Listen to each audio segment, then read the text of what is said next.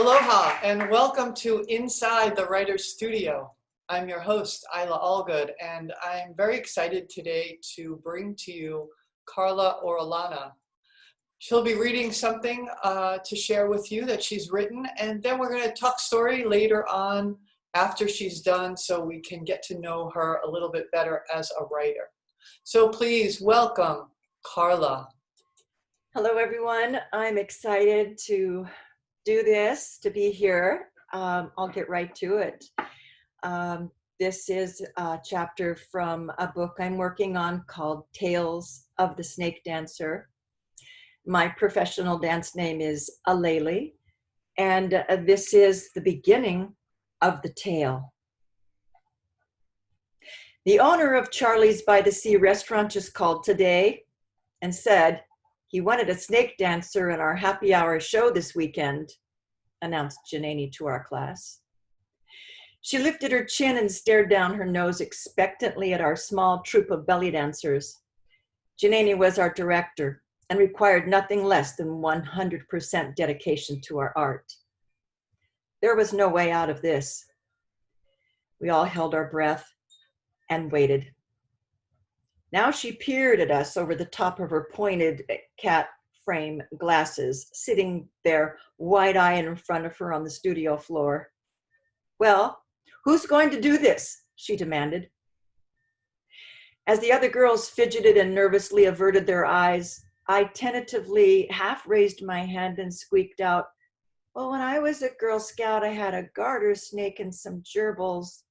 "Okay, that takes care of that," she said matter-of-factly. "Aleli, you'll be the snake dancer," she commanded. Janani wasn't one to make requests. This was Monday night, and I was expected to be dancing with a live snake on Friday night for the Sunset Happy Hour show. Early the next morning, I called a pet store. Yes, they had a snake available. It was an 11-foot, 45-pound python. My little garter snake had only been 2 feet.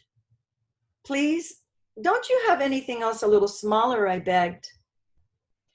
They suggested I contact the Moore Park College Wild Animal Trainer Division for help. "Oh, sorry," they told me. "They just sold the size I was looking for. But they gave me a lead on a reptile man who may have an extra snake or two lying around." I was very fortunate to have found Jules Sylvester, the reptile man, at home. He travels around the world training reptiles, wild animals, and other crawling insects for movies and television shows. He had an apartment full of snakes, scorpions, and spiders. Jules kindly agreed to help me find a healthy snake. That thought had never crossed my mind. Apparently, the health of a snake would be determined by how well and fast the snake ate a mouse. Jules told me to meet him at another pet store Wednesday morning. "Bring a pillowcase," he said. I arrived the next day with my pillowcase in hand. Jules said he found the perfect size for me, about 5.5 feet. Not too big to get used to handling, and not too small as to be unexciting. It was a beautiful, male, rosy boa constrictor, which are known to have gentler dispositions than pythons, he said, and don't grow as big or as fast. I hadn't considered that snakes had different dispositions. And another useful fact to know, he mentioned, is that the males have longer tails, which would wind around me more flexibly than a short, fatter female tail. I blinked. The entire snake looked like one big long tail to me. The tail begins at the anus, if you can find it. Jules dropped a live mouse into the cage. The snake ate the mouse without hesitation, so Jules deftly pulled it out, tied him up in the pillowcase, and proudly handed him over to me. The bag was heavy and awkward to hold as his body shifted and slithered around inside. I tried not to think that he could easily bite me through the thin cotton pillowcase, so I supported his weight very gently and placed him on my lap, and he could get familiar with my scent. Jules brought me over to his apartment to set me up with a large wooden box and hot rocks to keep him warm. Snakes are dependent upon the correct temperature for their survival. His apartment was decorated with animal and 20-foot snake skins on the floor and walls. When the electricity went down one night, the snakes froze. So now they hang on the walls, he sighed. His living room gave credit to his name of Reptile Man. Boxes and cages of snakes, spiders, scorpions, frogs, and other reptiles filled the room, and he proudly introduced each actor's traits. This one scampers fast. This one holds its own. This one jumps. He untangled a large boa and python from several others, all wound together out of a huge wooden cage, and then stretched them out on the floor, 12 feet each. You have to keep an eye on them, or they'll get away from you and hide in the mattress springs or hang up in a closet. Of course, we've all heard about the snakes who crawl into the apartment toilet, swim through the pipes and surface in someone else's toilet bowl. He said. Snakes are escape artists, he warned me. It's important to lock the boxes. Houdini is a good name for a snake. Jules forgot to thoroughly bolt the latches on the big snake cage one day. When he returned home, his apartment looked like it had been ransacked. Everything had been torn off the walls. All the cages with venomous creatures had broken loose. Lamps smashed, plants overturned, everything a mess. Thinking he had been burglarized, but finding nothing missing, he realized the big snakes had pushed up the lid and escaped out of their cage. They had a real heyday slipping between cages and furniture, slithering up walls and knocking everything over. It took him a week to find and catch all the bugs, spiders, and lizards. I gratefully accepted Jules' sage advice and made sure I would always keep the box securely padlocked. It was late afternoon on Wednesday when I finally returned home. Now I had to figure out what this 5.5-foot long boa constrictor and I were going to create for our snake dancer duet debut by Friday night's show. First, he needed a name. Snakes used on the medical staff are considered a symbol of healing. I felt that the name Suleiman was wise and royal sounding, as Suleiman the Magnificent, the longest reigning sultan of the Ottoman Empire, was known. I had a friend named Aziz, and I liked the sound of that. So I donned him Suleiman Aziz. I like the way the words can hiss out when you say them slowly and sound snaky. Suleiman Aziz. That'll do. In the world of belly dancing, hissing is not dissing. We encourage our audiences to participate with us by hissing too when we're dancing, right? When we're moving sensuously to the slow, snaky sounds in the music. It was time for Suleiman Aziz and I to get acquainted and remove him from the pillowcase. I really didn't know what he would do when I opened it and saw him all coiled up with his head in the middle. I've got to do this. Taking a long breath, I slid my fingers between the heavy, smooth coils, slowly lifted him out up over my head, and carefully draped him on my shoulders like a shawl. I needed to feel his weight and how he might move it around on me. I did my best to send relaxing vibes so he would not try to slide off and escape. His scales were dry, smooth, and clean feeling, not wet or slimy like many people imagine snakes.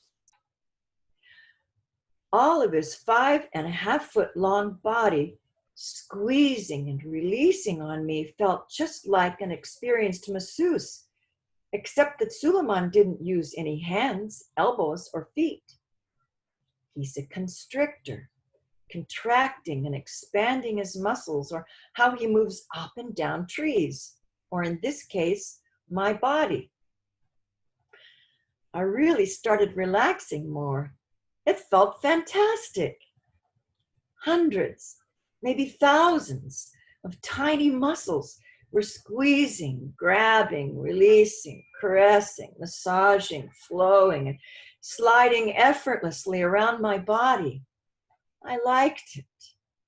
It was relaxing and intoxicating sensations, but felt very therapeutic. No wonder there are entwining snakes on the medical staff. I had never felt anything like this with my little garter snake. Suleiman the Wise was grounding and centering me.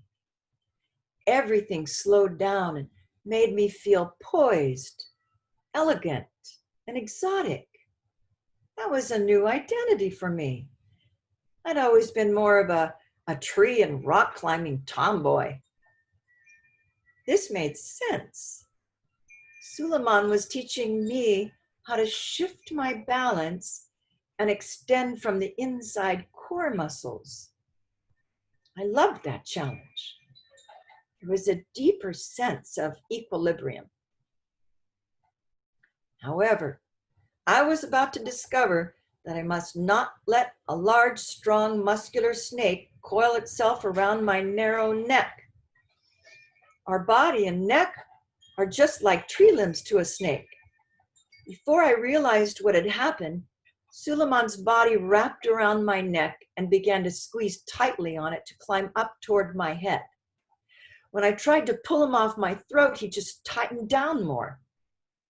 Recognizing this was not a good strategy, I began to panic.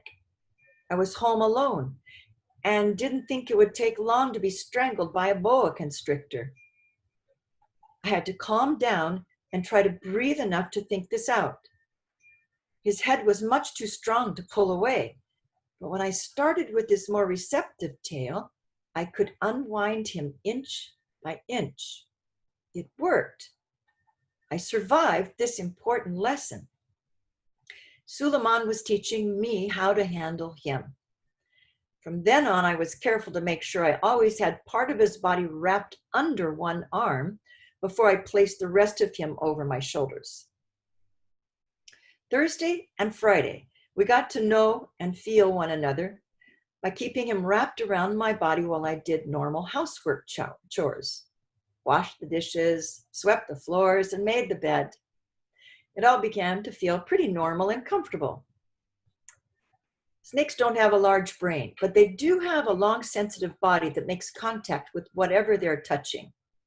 They feel their surroundings with their muscles rather than think about them. Snakes do not see well, so they taste the air with their tongue to know their surroundings. I liked the way it flicked and tickled my skin. I had no fear and allowed his face close to mine. I let him crawl all over my head and even wore him as a hat. I have photos. At one point, I decided to unwrap him and let him down onto the kitchen floor to watch him move.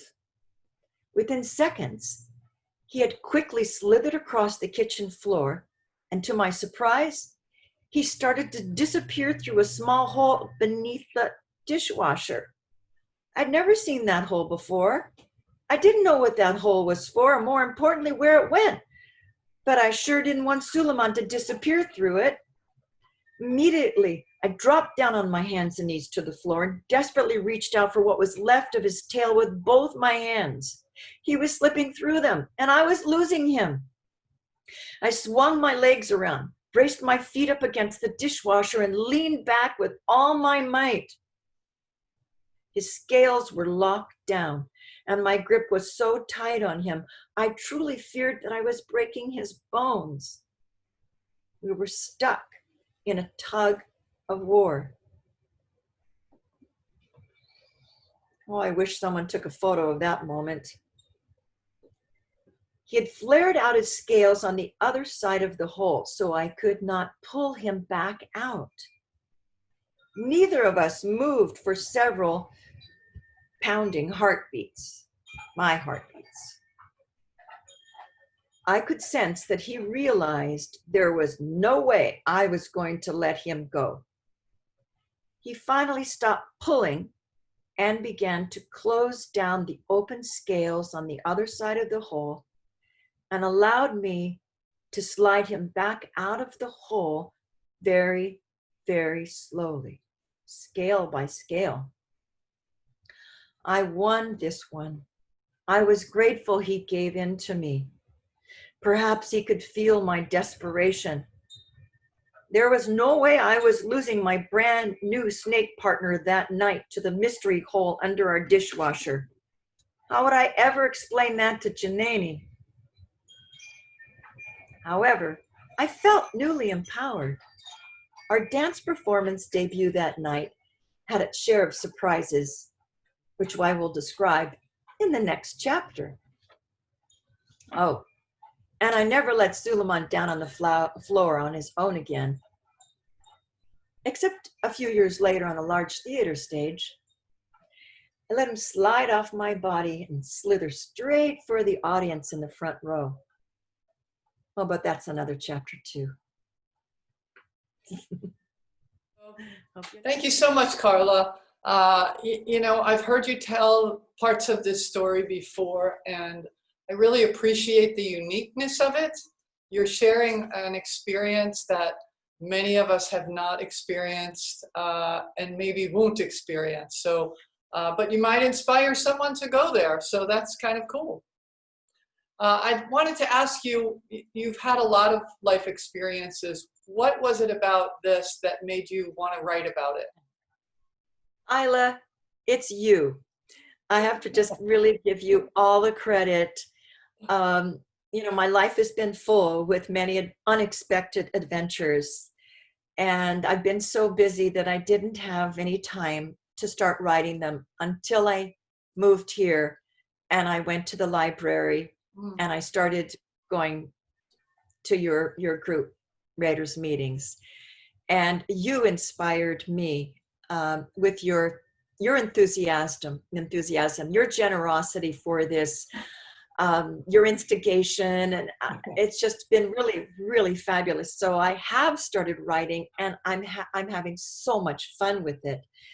I mean, I've always written letters and kept journals, and I thought, well, someday, one of these days, I'll slow down enough and write these stories. And there are so many that are coming out, and they're, you know, my dance name means inspiration, a place of inspiration.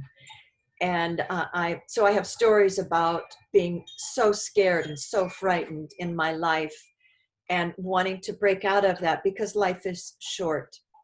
And you don't want to get to that point where it's at the end and you say, oh, why did I not go there and do that? So I did open the door to all kinds of places. And I have to say the snake one, as you could see from this story, I was not, first of all, I was never planning to be a belly dancer. I was never planning to be a snake dancer.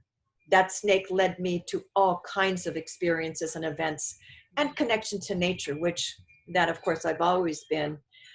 And I'm grateful for that and the healing and, again, that empowerment. Mm-hmm. Well, I mean, just from what I know of your stories, and thank you for the kind words you said about me. I'm glad to, I do what I do with writers groups and what we're doing here with this YouTube show because it's wonderful to share. We all have stories, whether they're fiction or nonfiction. We have things to share with one another, and it's such a wonderful opportunity to do that, whether it's in a group, in a small group, or whether we put it up on, you know, for all the world to see. I think it's very important. So thank you for saying that, and I will continue to do this as long as people want. They're enjoying it.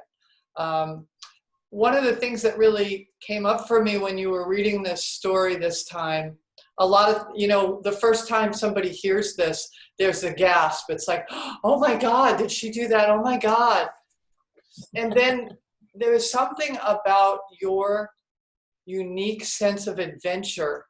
And this was a number of years ago, right? How old would you say you were when this happened with you? 1930, I was I was 36, not 1936. I was You were 36. 36. You said you had a picture. You want to hold the picture up?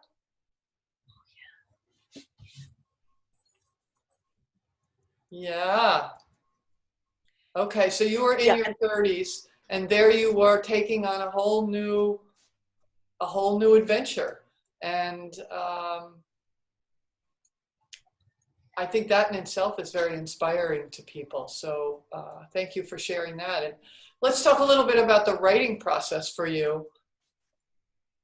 Do you consider yourself, or when did you consider yourself a writer? probably when the people that I wrote letters to would always say to me, I love your letters. They're so descriptive. They're so interesting. Mhm. So it encouraged me, because you just write back in the day. I don't know. We had pen pals and wrote letters and kept journals, and I like to, make keep communication with people and tell stories, as we go through our lives. So Yeah. that was early on, very early on, elementary school and all the way on up. And I just have to say that, again, to give credit to you and what you're doing with this. Um, this is a very, for those of us who have stories and we keep them inside, and now there's this Hawaii Writers Guild, and we meet all these other writers. Mhm. Every single one I just have to give thanks to and bow down to. They're normal people, or super people, or just people with that are living a life, and each of their lives are so essential and important and different, and that's the beauty. I just have to share the first time that I was invited to read at the library, when you had a group, Mhm. and we were packed in that little tiny room, and it was packed. There were 40, 50 people. I don't know, chairs packed row after row, people sitting on the floor, people crowding in the doorway, people outside the windows listening in. You had me go last. I had never read out loud before. I was scared to death. As like I say, very high strung, scared, but the dancing opened me up. But to now speak things out, holding a piece of paper at a podium in front of all these strangers and people I knew that were in my community, and the people before me, Isla, were all reading things that were like, well, my grandfather was a World War II veteran, and I mean, stories like that. And I'm sitting there going, oh no, oh no, no, I gotta go. I can't, oh no. I'm gonna read about enjoying a snake squeezing me. And there were people in the room who did have snake phobia that couldn't get out.